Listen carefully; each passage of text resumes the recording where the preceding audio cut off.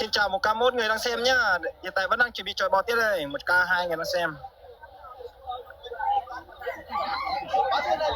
Chắc không biết được, không biết chắc họ có bán hay không, chắc họ đem đi để kia chắc không bán đâu, chắc anh như kiểu là trống là mấy. Chào 1K3 người đang xem nhá. Đầu sợ người. Đấy chưa?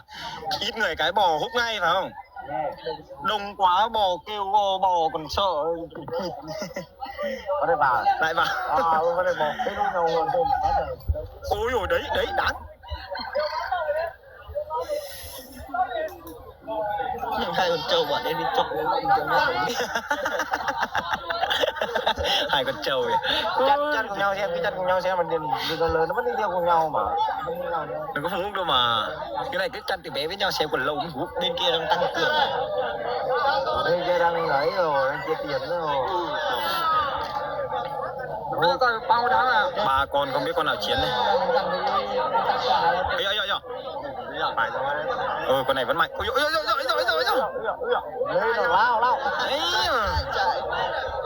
à.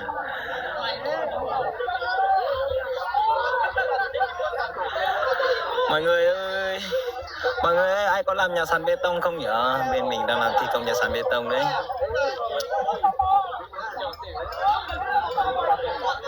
Này anh làm không? Này anh không?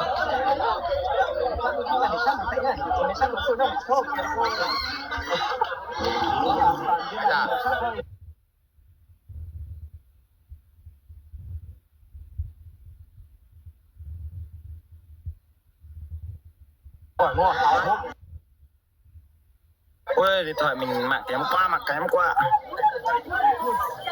Bây giờ mà thằng cố chưa chín không biết là thằng cố ở đâu đây, nhưng mà nghe bảo là có suất vang ở dưới này. Cố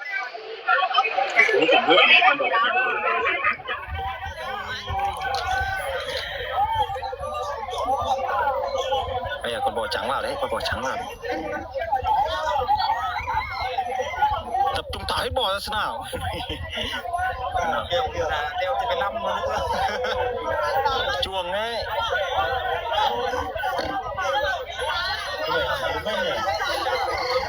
Lại vào.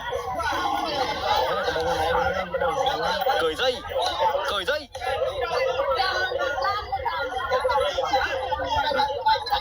Không chơi à? Quá hàng luôn.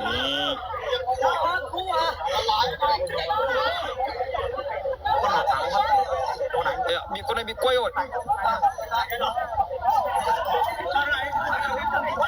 Con này không máu à?